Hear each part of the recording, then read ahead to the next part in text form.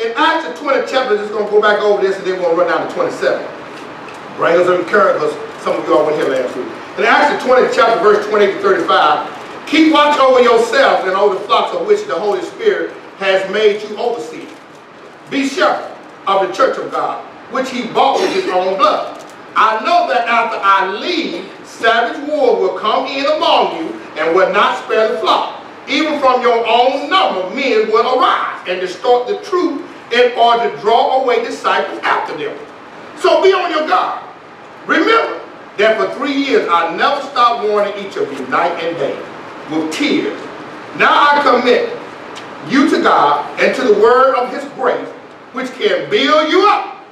I like that. You all keep that in mind. Build you up and give you an inheritance among all those who are sanctified. I have not covered anyone's silver or gold or clothing. You yourself know that these hands of mine have supplied my own need and the need of my companion. And everything I did, I showed you that by this kind of hard work, we must help the weak. Remember the word that the Lord Jesus himself said, it is more blessed to give than to receive. Just that little part I'm telling you is really powerful. But Paul was looking into the future. His responsibility was to the elders in the church of the Ephesus. First, they were to guard and attend, and it said to taking care of themselves first. We as sheep, just like you in your house. Now you can take this a little different. Paul talking to the church. This is why we got to be, pastor had to be transparent to get you to understand. Because everybody reading the word, but how do this word relate to my life? That's why people in the church that's come, a lot of people in churches that thinking, pastors say, I can become a pastor. And they say, because I can read the word. Anybody can read the word? Anybody can read the word? But are you getting into revelation and depth of it that they help me? See, I can quote, that's not skill, that's not skill, that's not skill. But what is God saying about skill? So you got to be able to transparent this word into people's life. So now as elder, let me help you right now. You are elder of your house. Because if you ain't married, you single, raising a family. Is that right? So first, you got to be able to guard yourself. Is that? I just told you, my wife was not alive today, and I got to deal with Clifford. Then guess what? I got to first care for myself. What do you mean about that? Elder, deacon, I got to ask God, help me control this lip. I just heard it a minute of time, elder, mouth, tongue. Control this tongue because it's a ball of fire. When that sucker catch a fire, ain't no water can put it out. It's deadly. You better cuss somebody, then you want to tell them I'm sorry. I ain't taking that back. I ain't accepting that. See what I'm saying? Because they're mad. Because that tongue done kindle a fire. So, this is what Paul saying. Pastor Billups. First, consider yourself first. Then, the sheep that God have put you over. So, in your house, if every man is supposed to be the head of his house. That's the way God make it. We ain't got to like that. Especially women, we ain't got to like that. But it don't change anything. God meant what he said. See, we can get mad. It don't make a difference. You get mad at me. I won't say, I bang my, God made it that way. It's just like God made women to have baby. I ain't mad because I can't have no baby. God made it that way. Right. So in a sense, we get mad at something that we have nothing to do with. See, we get mad over stuff that don't make sense. I don't get mad because my wife in there cooking, she may cook what she wants, and she say, what if you don't like what get in here cook yourself? I've learned to share. They don't seem to get mad.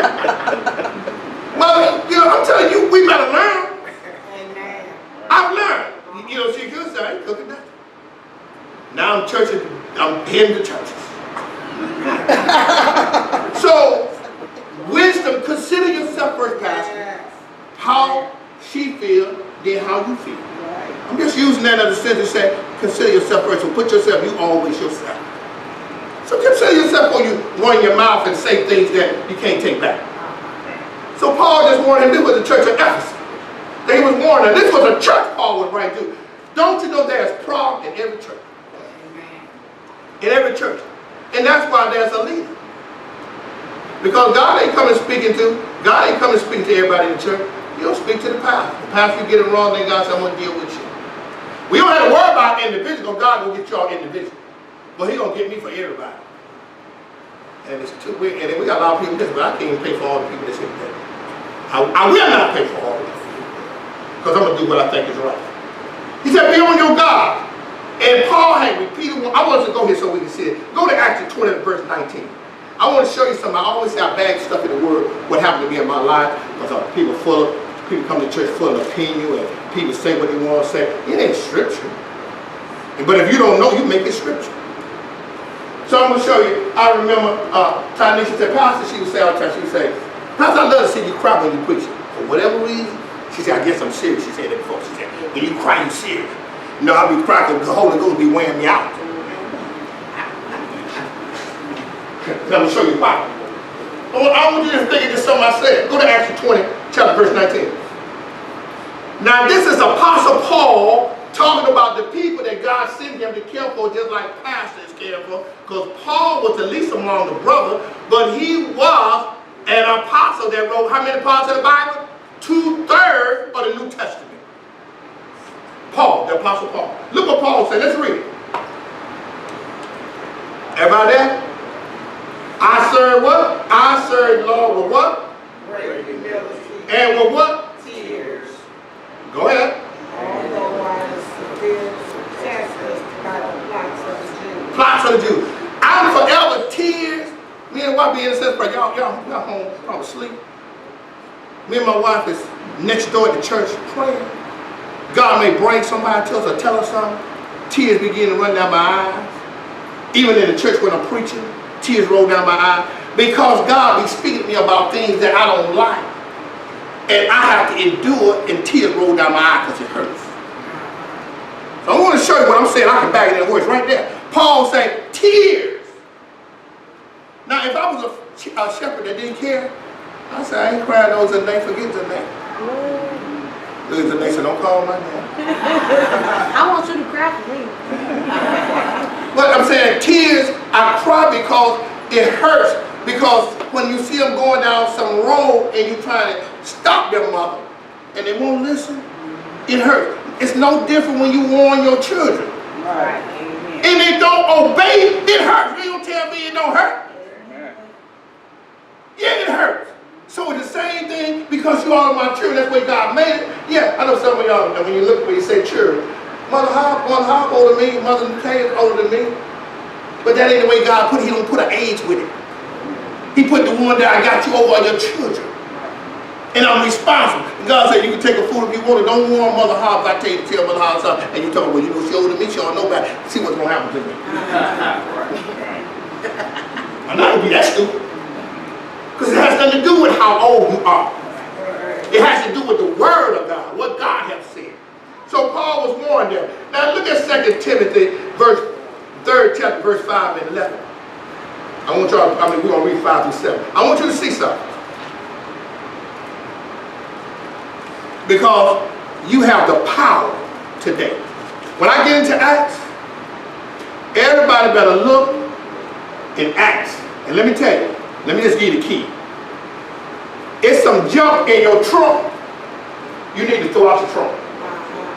I'm going to give you that right now so you know when we get there. It's some stuff in the ship that Paul had with weighing the ship down.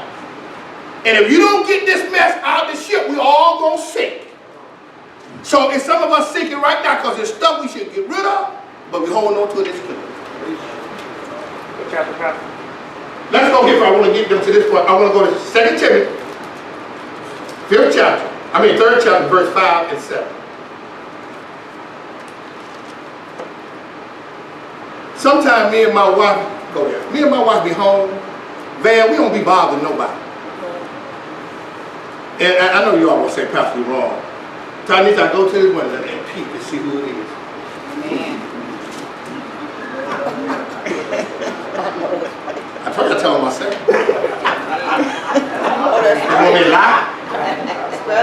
And I say, and God still wear me out. I said, I don't even want to be bothered. Not today because I know it's prop. I know it's prop. God said, no, man, no. There's one came by my house, and I don't remember the church, that God already showed me he against me, but God said, let him in your house and sit at your table. And I did. I'm going to share with you the message. 2 Timothy, read it for me. Co-pastor, read verse 5 to 7. Having a form of godliness, but denying its power. Have nothing to do with them. Oh! Did I write that? Janae, cut him loose. Pastor, that's my girlfriend. Well, keep him. He said, have nothing to do with them. Pastor didn't write that. Now, are y'all seeing this? Have it. Some people thinking they love God and they know God. Come on, baby. They are the kind who worm their way into homes and gain control over weak-willed women who are loaded down with sins and are swayed by all kinds of evil desires. Oh, that's enough right there. Now they way down now. He talking about eating, first, this is what a lot of pastors do. Not your pastor. They try to get in, they full of sin. And they swindle their way into the house. What did he say? What kind of women? Weak-willed women. Now, that's what Paul said, but let's understand one thing. So we don't want y'all to think it's just against women. The Holy Ghost is neither female or male. So this is for the same for men. A woman just trying to find her way to get in too. To seduce you, that's right. So I don't want y'all to be talking about it's a woman. No, it's not. The Holy Ghost is neither female or male. God will speak to mother, which by the Holy Ghost, he'll speak to Josh by the Holy Ghost. So it's a male or female.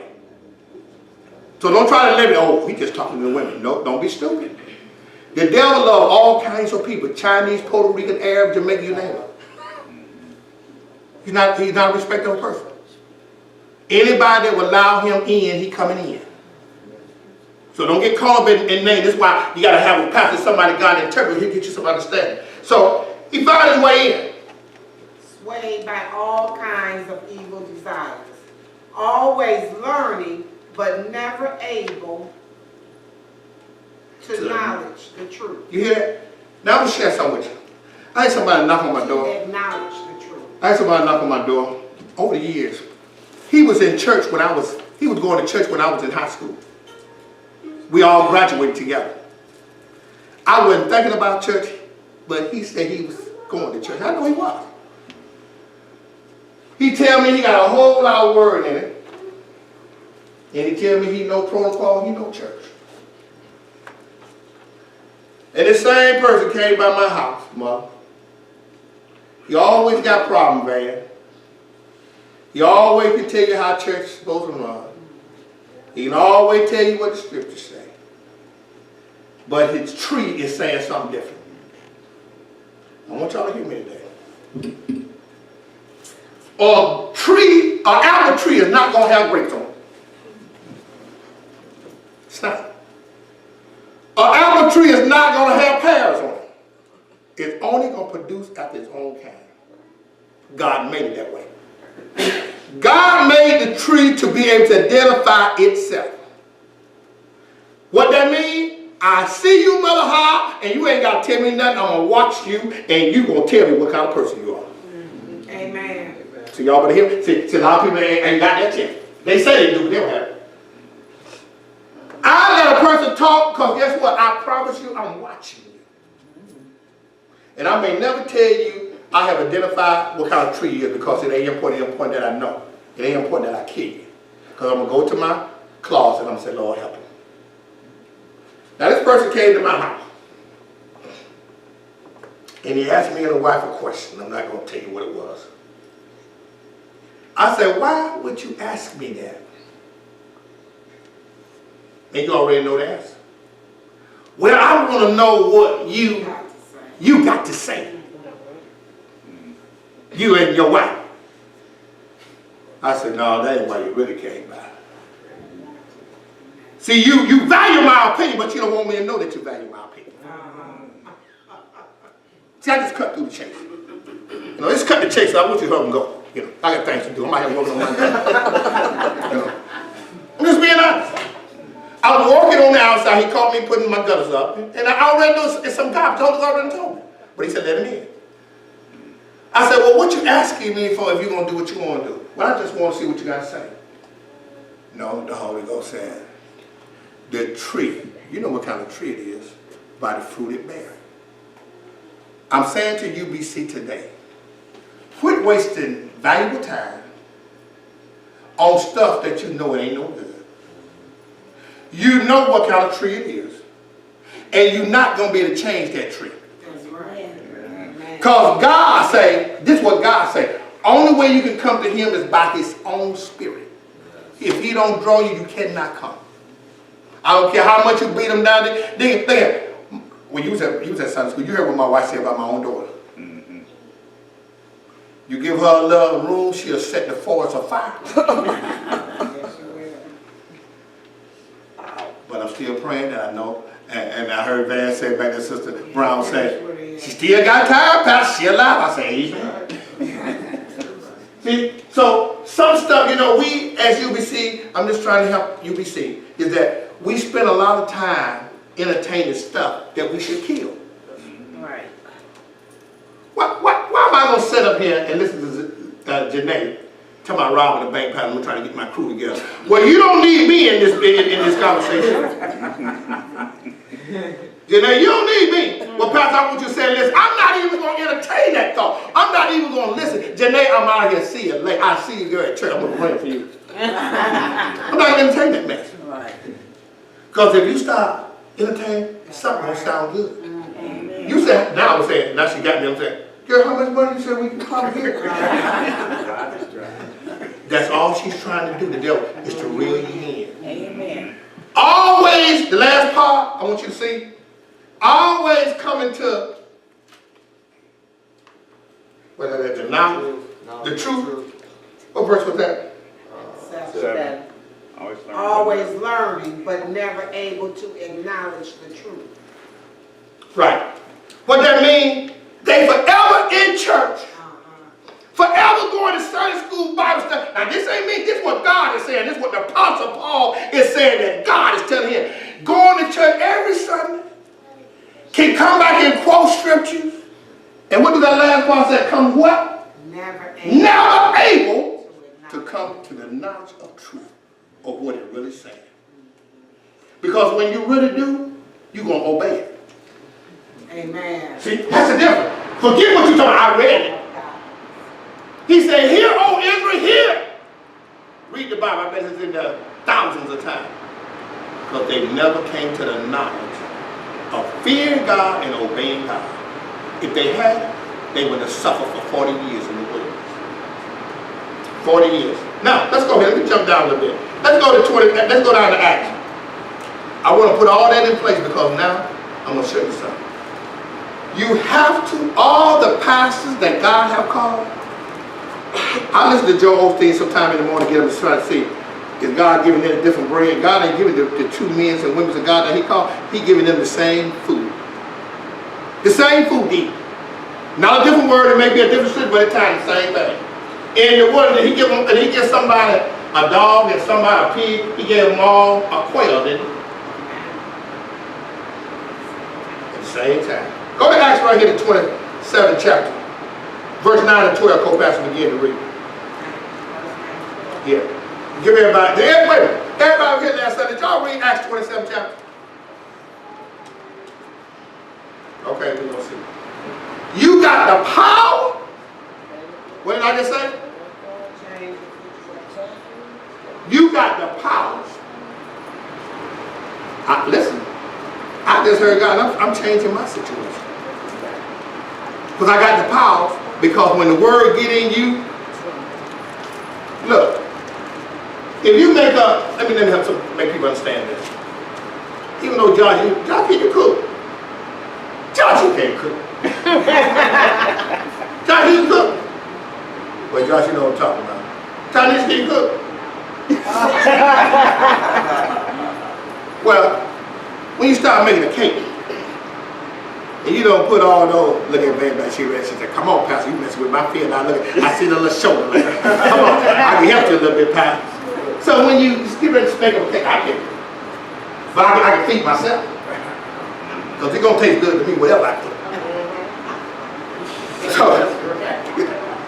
So The cake don't taste good until you start putting all the flavors in. Nothing there. Is that right, man? Am I in there? Start putting all the flavors and stuff in there, the ingredients in there. Because it started out with just some flour. It don't taste good. The eggs, and you start putting all this stuff in. Then it begin to taste good. Amen? So, you got to have the right season. So, we're going to see here today, you got to have the word from God, from the man of God, to be able to keep you out of storm. Keep in mind that Paul, I told you to read verse 27 now. Let me anchor it down. Leave the little pie and the cake alone now. Let's get to Paul. So make sure you understand. Paul was a prisoner, and he was on his way to go see Caesar to be judged and convicted and maybe killed or whatever it was. And we're going to see that it's people who you hook to can save your life. But sometimes we can be weighed down with some mess. So watch this. Come on, Acts 27, 9 and 12. Much time had been lost, and sailing had already become dangerous because by now it was after the fast. So Paul warned them, men, I can see that our voyage is going to be disastrous and bring great loss to the ship and cargo and to our own lives also.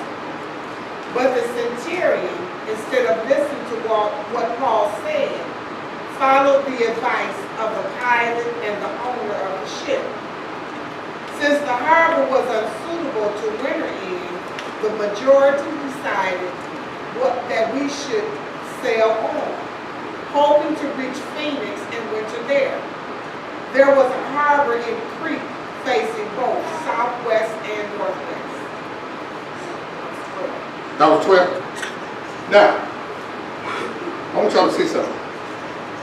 It said they ignored the man of God. Is that right? I want y'all to see the key in this. Who was on the ship? It said that he told him to do what? The centurion man? And who else? The pilot? There are people can be on the ship with you. I don't want y'all to miss this. Can be on the ship with you because you know, it's what we think sometimes when we got 12, 15 degrees. I think we know because we the pilot. You know, been sailing this thing for a long time, brother. I've been flying this 747. I know what I'm doing. But there's somebody on there that may be a prisoner, somebody that's a criminal, that telling you, hey, brother, you may be a pilot. You maybe got 20 years under your belt. But God told me there's a storm. You say, man, go sit down somewhere because you're crazy.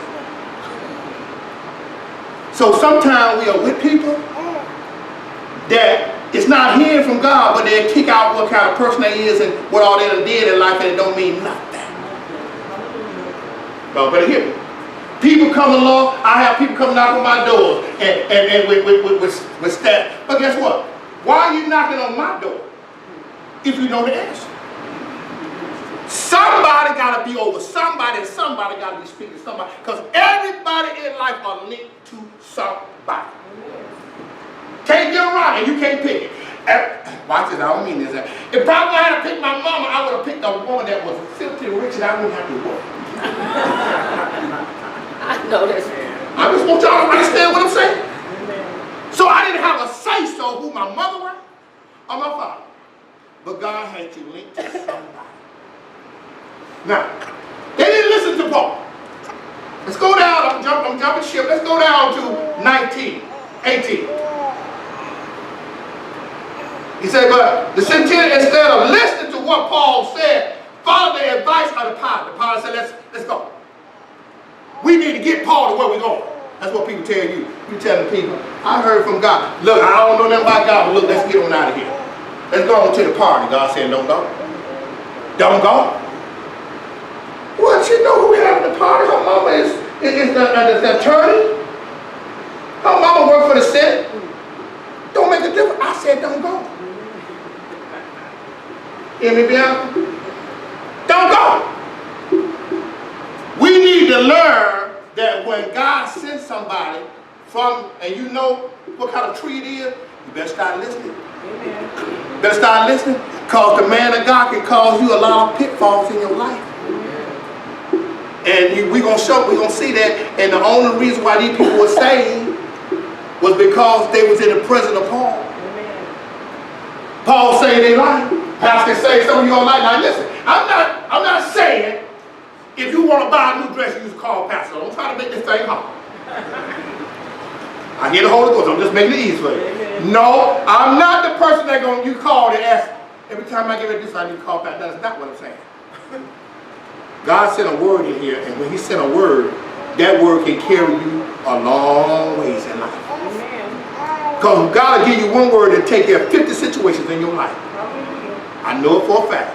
But if you want to put him in a box and say, just only mean that, you go ahead on. You limit God, and God said, because you put me in a box, I can't come outside the box, so I'm going to leave you right there. Praise him. Come on, I don't put limitation on God. I got a problem with the roof, but God say, if I be for you, who could be against? So guess what? I ain't putting him in a box. Amen. Whatever the outcome of the roof, God, I accept it because you are the head.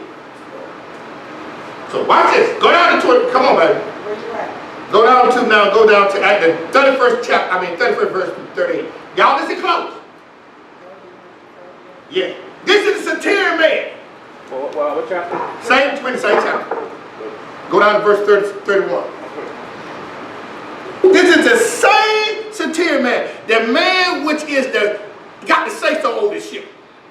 And all he care about, what you're going to see, it'll change in a minute. He going to be for Paul in a minute. But y'all just listen to what the word is saying.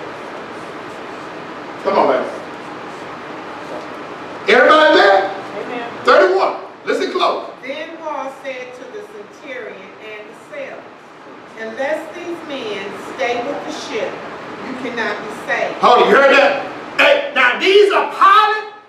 You flying the airplane, you driving the ship, thinking you know what you're doing, and you know how to sail because you've been sailing 50,000 miles. Paul ain't claiming. I ain't read nowhere that Paul drove no ship. Come on now, well, all my Bible said, I never read it. You ever read that? I never read it. Paul didn't. So Paul had no knowledge of sailing no ship. But Paul was healed. And guess what? That's better than driving any ship. Let me hear from God, and you can have all the Mercedes and Rolls Royce. Just let me hear. Because he'll tell me, he'll make Yvonne give me a car. I just want to hear God. I just want to hear God. I forget all that other craziness about well, you know, I'm the driver, and you know, I know what I'm doing. I don't even care. Yvonne, did God tell you to give me a car? Yeah, hallelujah. Hallelujah. I'm hearing God. He said, give me a car. I don't believe nothing but you going to give me that car. Because God said it. Hallelujah. Okay, come on, baby. So you see what it says? He said, stay with the ship. Unless these men stay with the ship, you cannot be what? Saved. You cannot be saved. Keep in mind, Paul is warning them, stay in the ship. The devil going to tell you, if the ship going to be destroyed, I might as well get on out of the ship. But I'm here to tell you that no, Paul sees things different because he's here, and you just imagine what will be like if we get out of the ship. I don't want y'all to miss what's going to happen. Come on, prophets. So the soldiers cut the ropes that held the lifeboat and let it fall away. Just before dawn, Paul urged them all to eat. For the last 14 days, he said, you have been in constant suspense and have gone without food. You haven't been eating anything. Now I urge you to get some food. You need it to survive. Not one of you will lose a single hair from his head. After he said this, he took some bread and gave thanks to God in front of all of them. Then he broke it and began to eat. They were all encouraged and ate some food themselves. Altogether, there were 276 of us on board. When they had eaten as much as they wanted, they lightened the ship by throwing the game into the sea. Stop, that's it right in front. Into the sea. Now I want y'all to be honest with yourself. If you're in a storm, and let's just make this storm not being in the ship. If you're going through something, don't tell me you going to get you some food to eat because you ain't thinking about no food. Amen. I want y'all see something. I want to help you now. But it takes the man of God to show you what you need to do to survive. Paul's all right. Get you something to eat. Because Paul said, you just don't know. You're going to need this strength to make it to the sea. Seashore. So, come on, let's eat. In other words, eat enough, Tanisha. Eat enough, Josh. Because you know what? Right now, I know if I don't tell you, you'll be saying, I don't want nothing to eat, man. I'm out here in this storm, this wind is blowing and rocking this shit. Man, look like we're going to die. I can imagine. I wouldn't want nothing to eat either. What I'm going to do with some food and I may not even be here. So, what would I need with Gaza, what mean you need with an apple pie, some ice cream? And the storm out there with 130 miles an hour. I was looking at a storm the other day over there gonna hit China. They call it a typhoon, packing 180. 180. Now what you going? You ain't no ship. You know it's gonna be God. If that ship make it, you know it was the power of God stand a force of 180 miles an hour wind. Driving a car 80 miles an hour, you just got the one that you moving. Now you talking about some wind. So Paul urged him. He said, and then look what Paul did. He looked up to heaven and did what? And blessed it. Looked like he portrayed who? Jesus. Jesus took the food and broke it. And looked up to heaven and blessed it. Because he said, Lord, you already told me not one in this ship gonna be lost. 276. Paul is telling them, if you listen to me, but if you get outside this ship, Yvonne, I'm not going to be responsible for you. Stay in the ship. If I come and tell you all UBC, I say, God said, I don't know what y'all going through, and I tell you all that God, I just told you what God said. You all have the right to change your situation. Just share this with you all. Now, you leave here, you go home, and you suffering from on your job, and you say, I am not going to listen to pastor. Well, you go ahead on. Go ahead. Because I'm not going to suffer with you. Right. I'm warning you. You don't want to change your situation, stay and then quit complaining about it. Amen. You know, people kill me. You know, going through, what do you want to hear? Let's give you some advice. Well, I don't know if I want to do it. Well, quit complaining. Just go ahead and then do it. If I tell the wife, the wife getting complaining about something, then we need to do something about it. Amen. We need to do something about it. Amen. And you both keep messing up the money and ain't getting out and not paying our light bill and DTE for every month turning out our lights up. We need to go get some help. Amen. And I don't care where it come from, I don't care who know my business, because the neighbor already know we're in the dark. Amen. I want to get out the dark. Amen. Amen. Change your situation. I'm telling you, change your situation. It's up to you. Yes. So Paul, we will see there. You heard the last part of it? I don't want y'all to miss that. What did the last part say? And when they had eaten much, they wanted. They lightened the ship. Let me help you with that. That means, watch this. I heard the Holy Ghost, Jesus. Gonna be tough. I heard it. Gonna be tough. He lightened the ship. What did they throw out? Food. Right. Food. The stuff you don't want to throw out. Right. Amen. Oh, y'all see, I'm how you get That's deep. That's deep right there. See, it'll pass right by you. But he revealed the hidden secret to his man. Right. Who throw away food? Good food. And you out here in a ship, and you know you need this food because there's a storm out here. You say, well, what if I survive for this tomorrow? What are we going to eat? Paul said, don't worry about it. Paul said, light the ship. Throw this stuff overboard. Well, let me help you now. That was Paul's life. Food. We are not dealing, some of us not dealing with food. We dealing with, I'm just going to use it because I use my son, bad kid. When I say throw right, he said go home. Now go home now. Tell my pastor say throw your kid out the right. He said that. I ain't said that now, so we go home to the pastor and throw Micaiah out the window. I didn't say that. I'm saying, watch it, let me break down. Some stuff we need to get rid of because if we sitting there handicapping our kids, we need to get rid of that. Amen. Right. Oh my God. Instead of helping, you think you have to, well, you know, if you, I know I can get an A on my report card, but you know, if you don't give me any new shoes, I ain't doing that. Well, you know what? See, you need to throw that stuff out overboard. Okay, throw that overboard. Overboard. See, and come on and start being parents. Amen. See, throw that mess overboard. Amen. Some stuff we are holding on to that have not helped us in our life, have not helped us in our situation, but we are holding on because it's food and we don't want to let it go. Yes, Lord. Hallelujah. Some of us are holding the thing. Just like I tell my wife one time, she said, I said, honey, when you gonna clean your clothes out? She said, I said, baby, you know, I'm some of the clothes I bought her, and my wife was like 7, 8. I said, baby, you know what you doing, boy. Baby, you know what you're doing. Tell me she ain't going back there. Hey, I ain't talking about I love you, but bless somebody else. Amen.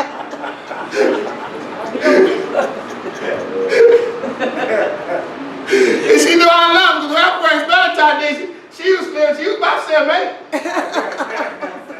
Huh? What was it? 9, 10. But sometimes another one I miss you guys a parable. Because all of us got stuff Amen. that we should get rid of. Yes. And I'm using that as a parable. When God called me and I realized I pastor, I had suits that I hadn't paid. Tommy know I gave him some little. I had stuff I paid $5, and then I hated to part from my suits and give it to the guy that worked for me. I was giving him, New York, all kind of stuff, suit that I hadn't paid for $500. It got dread Van to get rid of. But guess what, Van? I couldn't even get a leg in them. But you know what? I want to look at when I look in the closet and say, man, I remember when I used to wear that. But here it is, John can get some use out of it.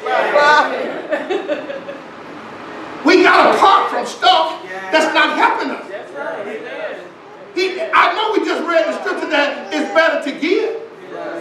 I know we just read that. So God is saying, I can't bless you because you won't listen. Our blessing are linked to something. And we got to know how to be blessed.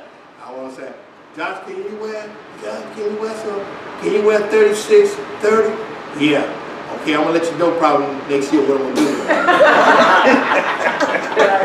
Next year. I ain't never going back there, Josh. I'm not going to be stupid. I'm never going to wear 30s no more. And mother, I ain't going to even try to rip. I ain't going to even starve myself to death trying to get down here. I'm not going to do it, Josh. I'm making it. I'm going to eat, man. Cosell, come on, go with me. Cosell, we ain't going back to 30. But we got to know how serious. I'm using these parables so we can understand. We need to get rid of certain stuff. Yes. Some we got bad habits.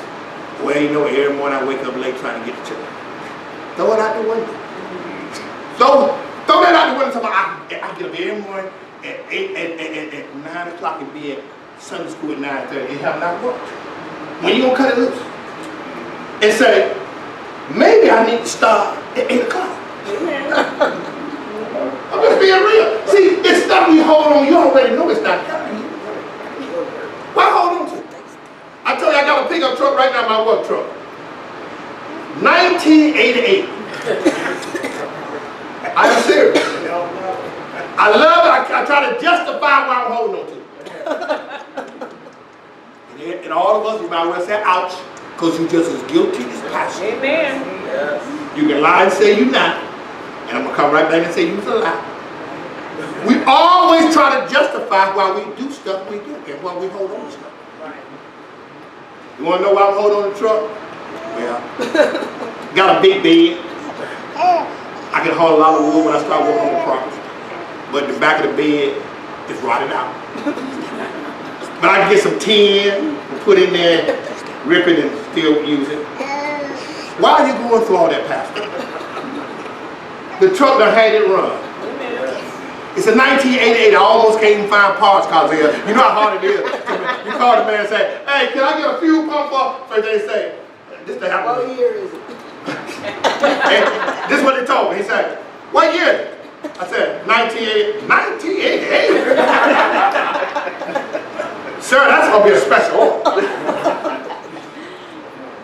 Come on. Anybody order pop? Hey, you been there, John? So you know my line, so the man trying to tell you not to You go to the junkyard. And you got to go out there and bust your own knuckles and take them off. The man trying to tell you something. I don't want to finish because you may be poor, this is all you got. So I'm just saying, sir, it's going to take about 3 weeks, then they tell you stuff like this. And I'm not guaranteed we can get it. Amen. Yeah, I'm like, what you mean you can't get it? You a pop star? I'm a pop. Sir, you know how old that car is? I said, well, you know what? I'm just telling you. I'm not, and you bring us a deposit, and we'll see what we can do. Okay. Let's go on down to 41. Let's come to you. Read down, go down, same chapter. Verse 41 through 44. I want y'all to see this part here, and I'm going to close with this. I want you to see how important Paul was in your life. There's not one member here that I don't care for. I care for all of you. So when y'all start looking at me, I say I don't care for them. See, mess with you. Every member here I love. There's not one member I have in vain. So I want you to link this now to Paul. Paul cared about everybody on that ship. Everybody. But guess what? He can't make everybody obey the word of the Lord. And I didn't read nowhere in Acts that Paul said, please, please, please listen to me. I did not see that. Paul spoke it and he would do it. Let's read it. 41 passage. Yes. But the ship struck a sandbar and ran aground. Hold on. Your ship gonna have a wreck. I don't want you to miss this. And I don't talk about, well, I don't even own a boat yet. I'm not talking about that kind of boat. Amen. I'm talking about your life. Yeah. So you don't get carried away and you go home talking about, well, Pastor, I don't know what you're talking about because, I don't own no boat. You is the boat. Preach it. You is the boat. Hallelujah. And guess what? You running every day. Right. And if you don't watch where you going and listen to somebody, you're going to run into somebody. Yes. Hallelujah. The boat struck fast and would not move. And the stern was broken to pieces by the pounding of the surf. The sailors planned to kill the prisoners to prevent any of them from swimming away and escaping. Hold on. Look at that. People will want to kill you. Yes. Don't miss this. I don't want, guess what? The ship gonna die. I'm gonna make sure you don't live. I'm killing you. People will kill you, not natural, but spiritual. I just read back up here. People will distort the truth. Will change your course if you give that opportunity. People told me years ago, why you gonna leave pastoring a church to go start a new church? They said I was crazy, but I know what I heard. So guess what? I'm not caring about what you think. Because God didn't say I need to listen to you. He said, listen to what I'm telling you to do. So don't let people change your course. Because it don't take much to change course if you ain't solid. If you ain't solid, you change course. Come on, I ain't gonna say you better be anchored. That's why when the boat get ready to stop, they drop the anchor, bro. Because they don't want that ship moving. Come on, baby. 43. But the centurion wanted to spare Paul's life and kept them from escaping, from carrying out the plan. He ordered those who could swim to jump overboard first and get to land. The rest were to get there on planks or on pieces of the ship. In this way, everyone reached land to safety. I want y'all to just focus right here. I want y'all to see this with this. Everybody got a chance today. Got the power to change your situation. Listen to me. First, you need the word from the man of God. Now, I want you to see this. You don't see this back here because I got to go all the way back up and tell you what happened. He told him to stay in the ship, right? Right? Watch this, y'all. Just going to see something. Josh, you in this ship. I told you back here, we on 6 Mile. I told you back here on Chicago to stay in the ship. But you got out the ship back here on the street on Chicago. Why are you not going to be able to be saved when you get up here to 6 Mile? You know why? Because back here in Chicago, the ship was back here. Now the ship done moved to 6 Mile. This is where God destroyed the ship at. And oh, I got you. And because you was way back here, there ain't no wood for you to catch on, brother, for your life to be saved. Because he destroyed the ship up here. Everybody came to board, came to shore, holding on a plank, a piece of wood. Because God had gave Paul that if everybody standing, oh my God, I'm going to provide for them a piece of wood. God provided, but only by hearing the man of God that's telling you, you must stay in the ship. You cannot abandon the ship. Because if you do, and you get back here, and the storm comes, and now you see, you look, come on, let me just help you. Yvonne started looking all the way, oh, I see some boards up there near 6 Mile. You ain't got to worry about it, you're not going to get not anyone. Because they're going to be drifted away. Amen. So you must be in the ship because God had made this all his divine order. It's to stay in the ship. I got to keep my word. And everybody in the ship, Tanisha, Solomon, Josh, Andrew, Alicia, Micaiah will be able to get a piece of plank. And guess what? Wood do not sink. Don't y'all see wood floating? Why do you think the ship was able to float? It's wood. Look at the all God we serve. He's a wise God. He made the wood where it's light and no sin. God create things in your life to help you, but if you just hard-headed don't want to listen, the wood not going to change to do what it's supposed to do. If the wood say, I'm here, Yvonne, to get on to it, but guess what? You think that wood going to get mad because you don't grab it? He said, well, I see you, Yvonne, because I'm going to float on. So, the man in life, today, God said when you pray, we have a chance in our life today. Listen, go home, evaluate your life. And what I mean, see is what you got in your life weighing you down. See what's in your life that creates problems.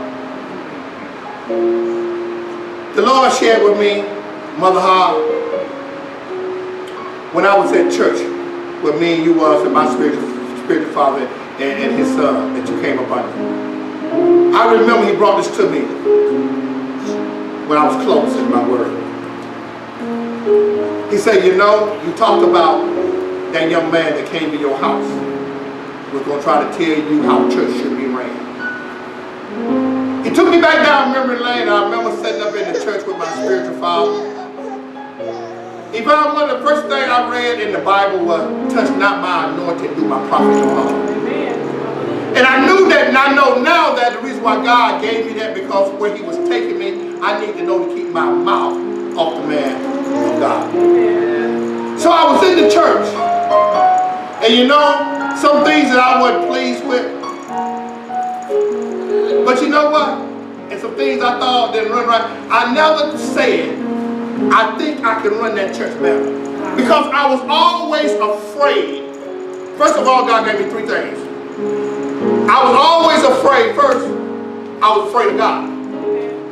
The second thing I was afraid of the man of God. And the third thing was, I knew how to act to respect the house of God. And so, I would go home and I say, no matter what went on in church, me and the wife, I say, I ain't trying to be the pastor. Amen. I ain't trying to run the church. Because you know what? Watch this. I just didn't have time to get there. Because you know what? God had gave me this van. I got a job trying to run my family. Look, I had a problem trying to get my wife to understand, don't spend money foolish. I got a problem in the house. How can, you know what the Bible said? If a man can't run his own house, he said, how can he run the house of the Lord? Amen. Yes, Lord. That's the was giving me wisdom then, and I said, I ain't trying to run no church. I ain't trying to tell the pastor what to do, because you know what? I can't even run my house. I got a problem with my wife. I got a problem with the children. I got a problem with paying the bills. I got a problem trying to keep her in the car. I don't need no church problems. I didn't know what I was doing, but God was teaching me that first of all, if you know how to care for your house, you can run the house of the Lord. Yes, yes. There you go. That's scripture. Yes. Not my opinion. That's the question. He said, if you can't run your own house, in other words, this is what he's saying, man. Why would I be stupid enough to put you over my house?